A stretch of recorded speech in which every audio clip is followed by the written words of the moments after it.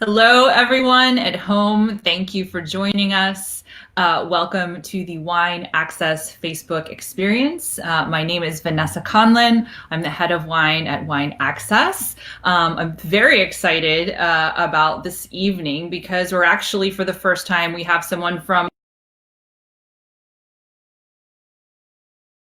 Willcock of Vasse Felix in Margaret River of Australia joining us, especially I believe is it just turning 8 in the morning for you, Virginia? Yep, 8 o'clock. Just had my Wow, coffee.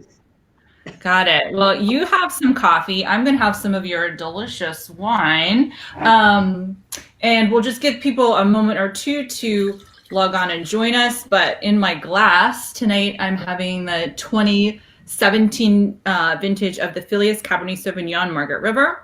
And we'll talk a little bit later in these next 30 minutes about a wine we'll be offering on Wine Access on May 3rd, which is the 2018 vintage of the Felix Chardonnay. And if anyone at home, if you have any questions that you'd like us to answer, for Virginia to answer, please type it in the chat in the Wine Access experience, and we will be sure to answer as many questions as we can over the next 30 minutes. So again, for anyone just joining us, welcome. So glad to have you here. We have the very talented winemaker, Virginia Willcock from Vasse Felix and Margaret River joining us from Australia. This is the first time we've talked with anyone from Australia on the Wine Access experience. So really excited to get your perspective. And again, any questions, please enter them in the chat and we will try to answer as many as we can. But so Virginia, thank you again for joining us. So we're not in sync in terms of, obviously our harvest. So tell us what's happening for you right now. So I'm just at the tail end of harvest. So yeah, I have been at work for at least an hour already at the moment. We're just finishing off pressing our last few batches of Cabernet that have been on skins now for nearly 30 days as the tannins are starting to resolve, and they're just beautiful little batches. They're, fantastic. So I think Friday will be our last pressing off of skins, which is pretty exciting, and we're really stoked with the quality. That's fantastic. And can you tell, for viewers joining at home who want to know a little bit more, let's say about Margaret River or just getting acquainted, what makes it a great growing region?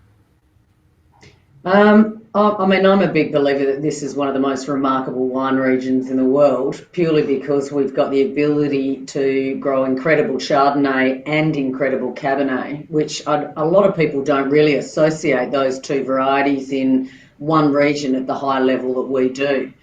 But it's, it's considered a Mediterranean climate, but it's got this incredible maritime influence that makes the grapes feel like cool climate viticulture. It's an incredible vibe that we get through the wines from this ocean breeze.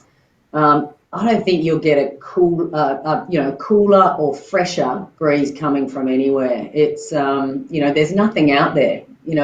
It's to the south, there's the Antarctica, and a long way to the west, you've got South Africa. It's a massive body of ocean, and we're a little tiny cape that sticks out on the ocean, and it's the most pristine environment. It's incredible. And am I correct in that in terms of growing regions, it's one of the most remote? It's definitely the most remote. It's pretty handy right now, but Perth is considered the most remote, the most isolated capital city in the world. And when you get to Perth, you then have to drive 3 hours south to get to the Margaret River region. But it's worth coming here. It's great to live here. We've got the most incredible beaches. We've got so much native forest and beautiful trees everywhere, and it's intermittently dispersed with incredible plots of vineyard land, which is based on, ancient soils. We don't have earthquakes. There's no mountains here. There's no volcanoes. It's basically stable, old land, and it just produces the most incredible lean viticulture of high quality. And in terms of how Margaret River is similar or different to other well-known growing regions of Chardonnay and Cabernet Sauvignon, what do you think is similar to a place like, let's say, Bordeaux or Napa Valley for Cabernet Sauvignon, or let's say, Burgundy or Sonoma for Chardonnay, just as an example? Yeah, I think, it's quite incredible because I think from a Chardonnay perspective, a lot of people, Jancis Robinson has stated that Margarita Chardonnay is the best you'll get outside of Burgundy. I mean, she would actually say that it's better value than Burgundy, but it's cool climate looking fruit. It's got power and weight, yet it's still got this gorgeous racy acid line, but there's just layers of depth to our Chardonnay. So it's a pretty remarkable Chardonnay region. It's not warm climate. They're not big, blousy, flabby Chardonnays. They're tight and racy with intricate layers of complexity. And that's, very, very high quality wine region. Yeah. I think when it comes to Cabernet, it's really hard to relate to other regions because I think Margaret River at the moment is at the cutting edge of the elegant style of Cabernet. And I would relate it to probably, Bordeaux in the old days of Bordeaux, when Bordeaux was that beautiful, elegant, fine, beautiful drink, that sort of, the claret of Bordeaux, which the world fell in love with. And that's why it became so famous, because it's got elegant lines, but it still has that beautiful tannin structure and power that you want to have with a meal, I think the sort of world of Cabernet's evolved where, it started getting into a big is better type style of Cabernet globally. And Margaret River, we experimented a little bit with that, but we've come out the other side and realised that if we back off and we make elegant Cabernet, we're in a much better position. The wines are just sublime. So I think we're standing out there on our own with high level, beautiful, elegant Cabernets. Yeah. Well, it's in my glass right now. I'm a huge fan. And very excited to be offering your Chardonnay Filius coming up on May 3rd. Can you tell us what does Filius mean, and how does this differ from the other wines that you make? Yeah, because we specialise in Cabernet and Chardonnay, we made a decision years ago that instead of being a jack of all trades, we needed to be a master. And we spend our entire time looking at the different plots and different sites of Chardonnay and Cabernet throughout our vineyard areas. We've certainly bought new vineyard land, and when you've actually got all this vineyard land, you do get different styles that come off different plots. And you liken it, over hundreds of years in Burgundy, for example, they've ended up classifying their land as Grand Cru, Premier Cru, and then the, Village or Bourgogne. Yeah. We feel the same way in our vineyard plots, where we have some plots that we consider our Grand Cru plots. And these produce an incredible, diverse, complex, really interesting style of Chardonnay or Cabernet, depending on the plots and what it means to us. And then we've got, so I guess in that sort of Grand Cru world, we've got the Heytesbury Chardonnay and the Tom Cullity. And Tom Cullity it's Grand Cru by historical senses as well, because it comes from the first plantings of Cabernet and Malbec that were established Margaret River. So Vasse Felix was the first winery and vineyard established in the Margaret River region. So there's a beautiful historical sense, and that, we want to bring that into the wines. We want to tell a story. Wine should always tell a story. So the stories are about, the variety is one thing, but then when you start to play with different plots, the complexity of wine just gets so interesting and so exciting. So For example, with the Heytesbury Chardonnay, we've got tiny little plots. It's less than 1% of our vineyard area. Then we've got a Premier Chardonnay, which is the Premier plots. There's not that many of those.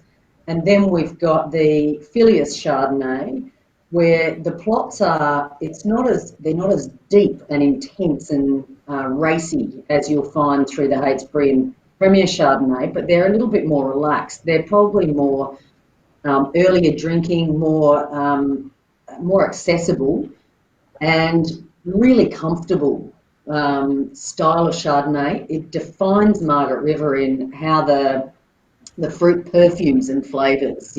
I think all of our wine must tell a story about Margaret River, and the Felix does that as much as any of the wines. It's just certain plots that define it. But it's all, it's wild fermented, it's all aged in small barriques. They're in barriques for 8 to 9 months. All of our Chardonnay and Cabernets are made with the highest level of quality in mind, and it's just the characteristics from each plot that determine what placement they get within our wine range. So we're always learning and evolving how this works. But yeah, the Felix Cabernet that you're drinking at the moment, they're the beautiful, elegant parcels of Cabernet. They're accessible, it's juicy, it's succulent, but it still has that beautiful tannin power that defines Margaret River Cabernet. But it's got the succulence and the plumpness of juicy fruit that defines Margaret River Cabernet as well. It's just in a slightly more accessible platform. And it's the same with the Felix Chardonnay. I see. Well, again, this Cabernet is delicious. I can't wait for the Chardonnay. I've tasted it before. In fact, I tasted it, I think, many of your wines with you. I think 2 years ago we were in Lake Tahoe at a wine seminar together, and it was such a treat to meet you then and to see you again now.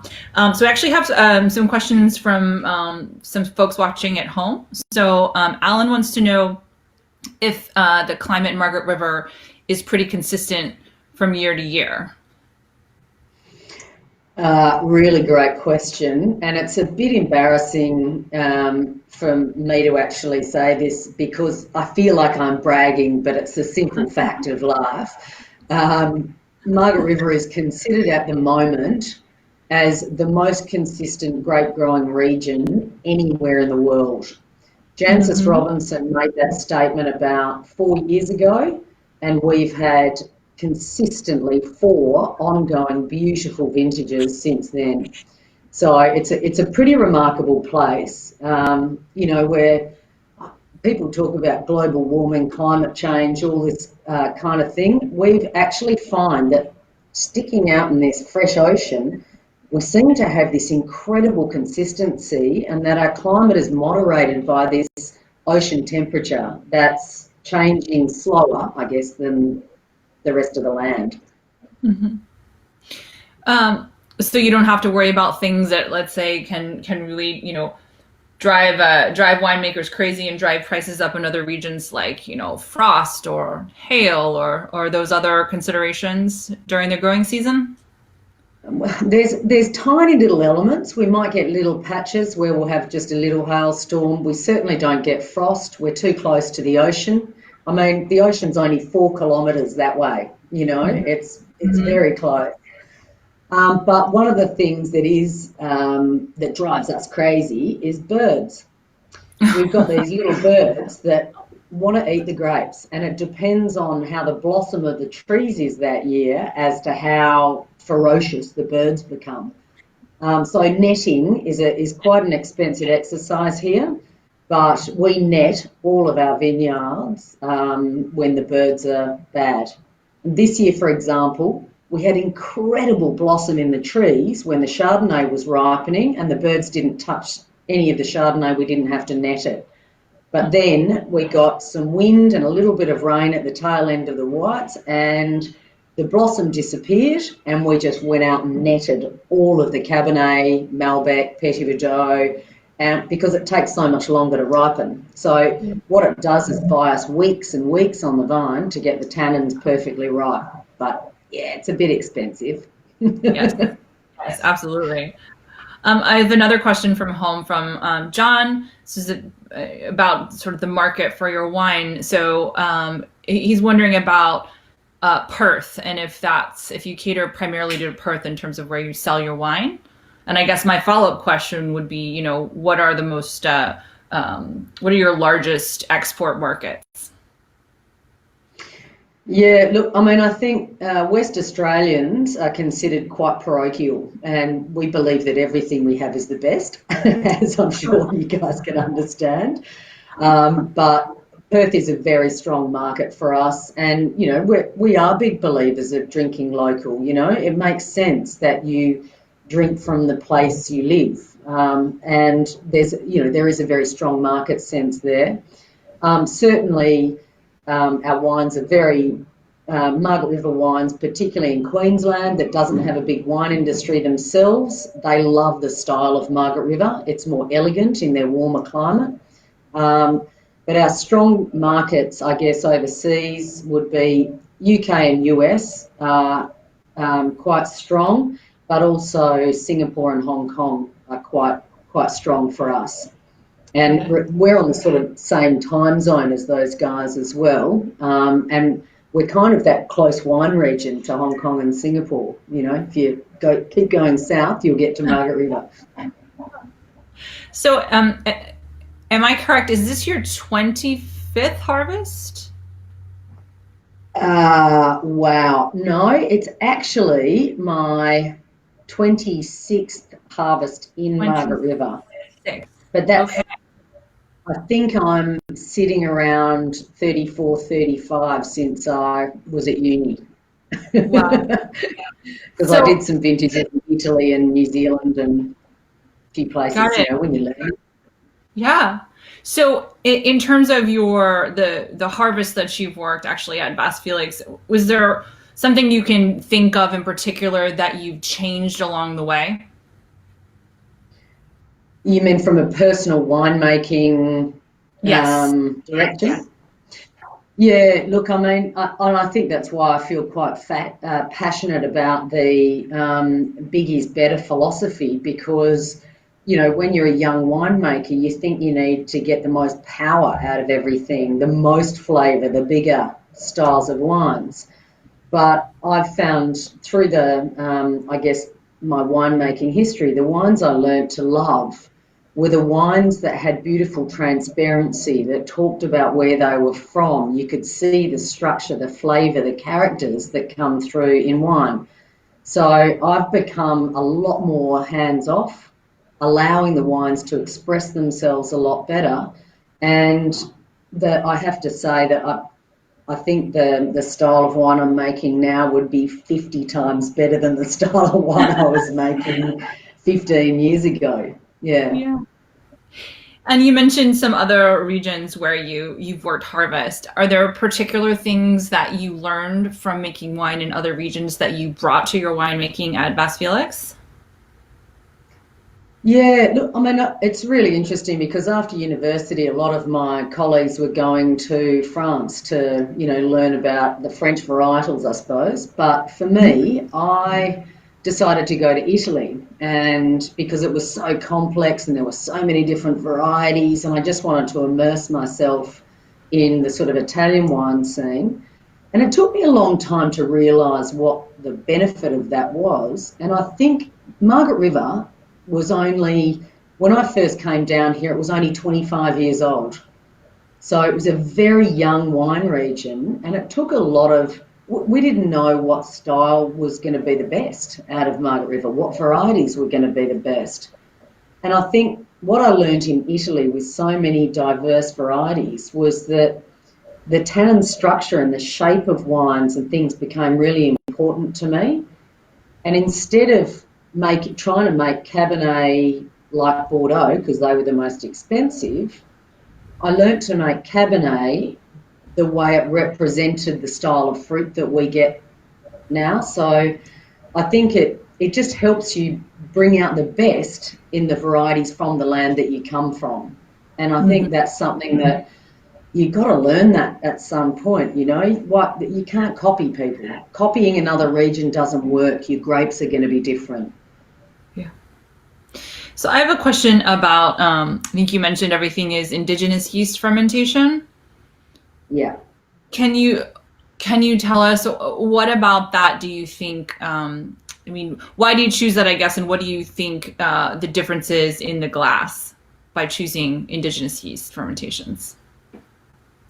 It's so for Chardonnay and Cabernet behaves differently. In Chardonnay, I think you can see the characteristics from wild yeast. We have beautiful, because we have such a beautiful environment, we actually have beautiful microflora, which includes fungi. It includes yeast. So what we found when we did Chardonnay ferments, the ferments were slower, and we got these beautiful, like almost a sort of mushroomy, lamb fatty character that came through in the Chardonnays. And I love that because those characteristics are characteristics from Margaret River, from the land that come with the fruit. And I think Mm-hmm. that's a very valuable contribution to the wine. It makes it more real and more from the land. Mm-hmm. With Cabernet, the wild yeast behaves quite differently. I mean, it doesn't behave differently. The effect is different because you're fermenting on skins. Mm-hmm. So it goes into the tank on skins, and it takes, 3 or 4 days for the ferment to start. And in that time, you've got this beautiful soaking of the skins in the juice, and it's homogenizing so beautifully.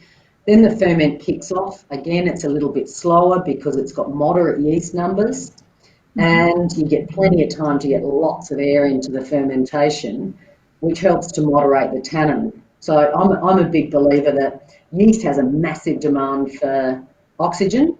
If you've got too many yeast, they'll steal all that oxygen that the tannins really want to actually help them resolve and help soften and evolve the wine better. Yeah. So moderate yeast numbers, better tannin evolution, better access to oxygen. And what we found is that even when we drain and press our reds, they go straight to barrel, but we don't need to rack and return them because they're not reductive. The yeast character is so beautiful and clean, and it's amazing. So I believe in wild yeast. So I have a question also. Then I think you've been quoted as saying, "Make the wines you love to drink."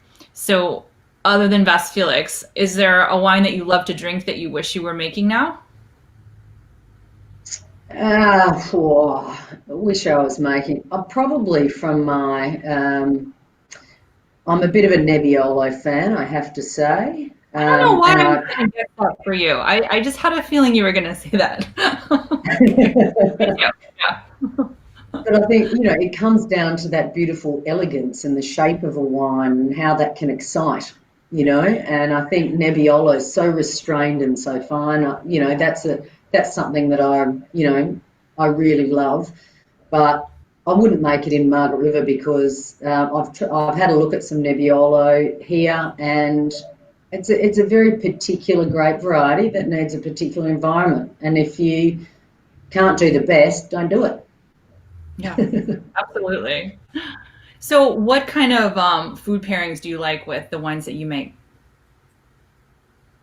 Oh man, I'm gonna tell you. Last night, we had a bit of a Chardonnay festival, but we had beautiful homemade pasta with a porcini mushroom sauce, and it was just like, I want more Chardonnay, I want more pasta with porcini. And we just couldn't. It was like we wanted more. There was just not enough.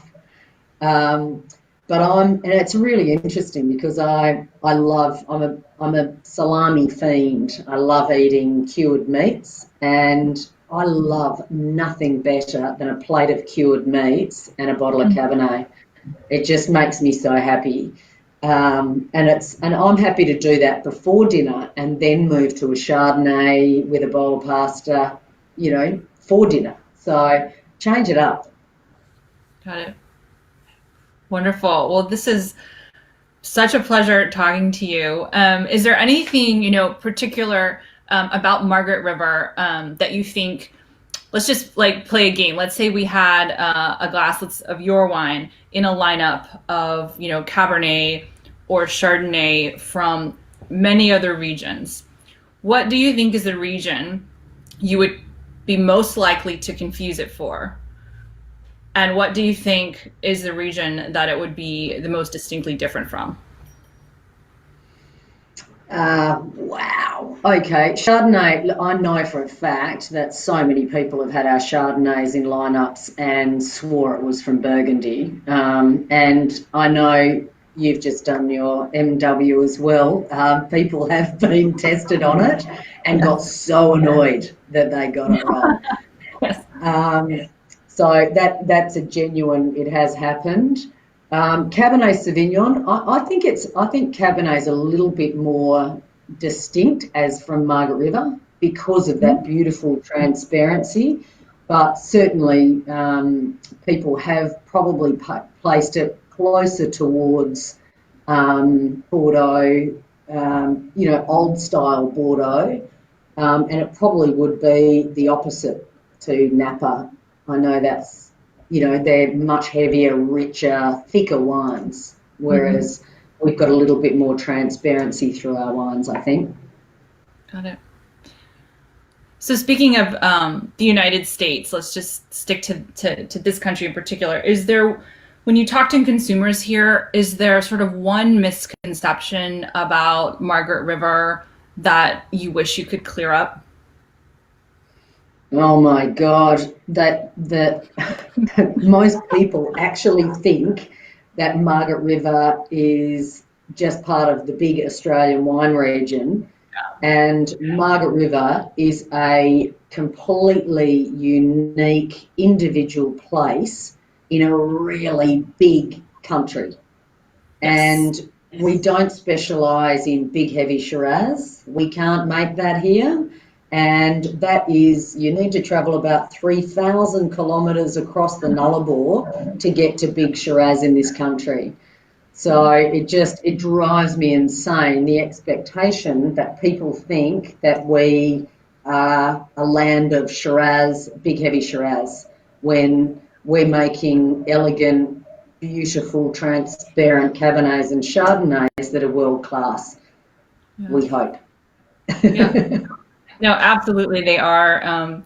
I've only been to Australia once, and I was only in the Victoria region. So I very much look forward to coming back and making the long trek to Margaret River and seeing you there. And this has been such a pleasure. So thank you so much for joining us. I know I would cheers you. You have coffee, but I think we probably can still. We'll go make yourself another one. I know this is a busy time of year for you in the winery, so thank you. Yeah. Both for getting up early and for getting up early during a very busy time in production. And thank you for making such beautiful wines. And everyone at home, thank you for joining us on the Wine Access Experience. And cheers. We'll see you again soon. Thank you for joining us. Thank you. I wish I could meet you all.